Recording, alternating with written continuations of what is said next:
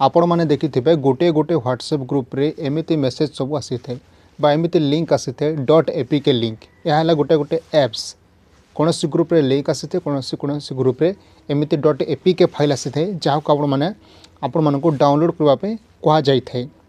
तेबे यह किए करि थाए यह होची से हैकर मानकर काम जो मैंने आपणकर पैसा आपण अकाउंट पैसा हड़प करने चाहती से माने किछु व्हाट्सएप ग्रुप को टार्गेट करिथांती ए सब व्हाट्सएप ग्रुप को से टार्गेट करिथांती तो एडमिन भी एमान को व्हाट्सएप ग्रुप रे नहीं न थाए बा ऐड करि न थाए तथापि से माने व्हाट्सएप ग्रुप रे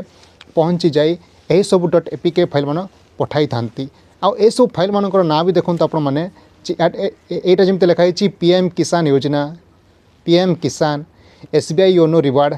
माने पूरा कंपनी ना रे पूरा गवर्नमेंट स्कीम ना रे सरकारी स्कीम ना रे एमाने एमती सब फेक बा फ्रॉड करबा पई एमती सब .apk फाइल बा एप्स मान बनै करी तार लिंक ग्रुप मानक पठाई थांती। तो जड़े सीधा सलख लोक जार नॉलेज ए सब उपरे कम बा जी ठकामी रे पड़ जाती एमती कि माने पढ़ा लिखा लोक मैंने भी एमती सब ठकामी रे पड़ जाती तो से माने ए सब एप्स को क्लिक करी एप्स को निज मोबाइल इंस्टॉल करी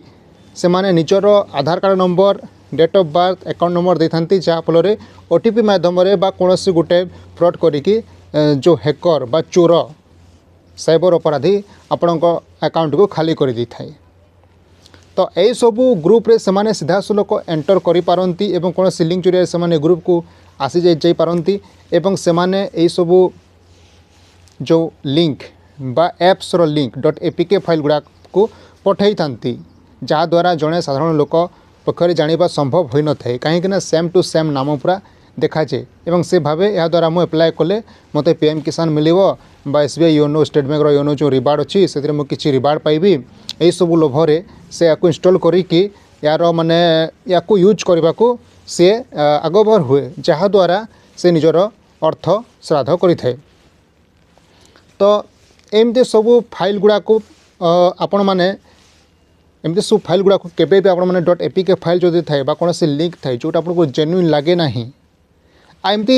एमती भी देखा जाए जो सेंडर थाए माने से जो लोक या पठई थाए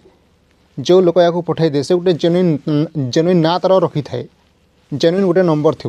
तो आपड़ थे से नंबर रे फोन करंतु पचारनु ताकू तू कौन जेन्युइन करूछु कि बा एडमिन को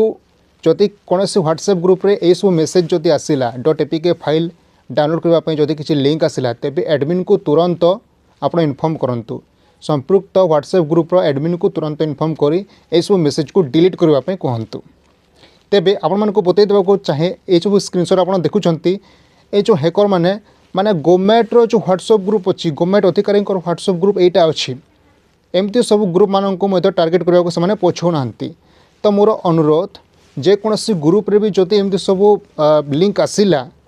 जोटा सरकारी अधिकारी पठे नाहंती बा ग्रुप एडमिन पठे नाहंती बा कौन से अधिकारी पठे नाहंती अन्य लोक पठाउछंती तेबे एमती सब ग्रुप रो लिंक आसिले तुरंत एडमिन को इनफॉर्म करंतु तांको सूचना दियंतु एवं कौन से लोक ग्रुप रो कौन से सदस्य ये सब लिंक रे टच करी लिंक रे क्लिक करी संपृक्त APK फाइल रो जो एप्स मान को डाउनलोड कदापि करंतु नाही।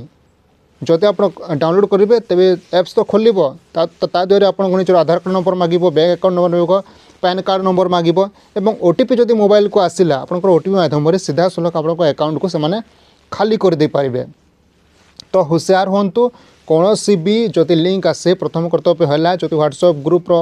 एडमिन जदि देखु था कौन से लोक भी जो देखु था तुरंत एडमिन को इनफॉर्म करूँ यार सत्यासत्य विषय जानापी और कौन से थर्ड पर्सन ग्रुप रो थर्ड पर्सन जदि पठाऊँगी टोटाली आप एक्सपेक्ट करूँ ना एवं तुरंत ताको डिलीट करने एडमिन को अनुरोध करूँ। आशा करुँच वीडियो को भल भाव बुझीपारे। धन्यवाद।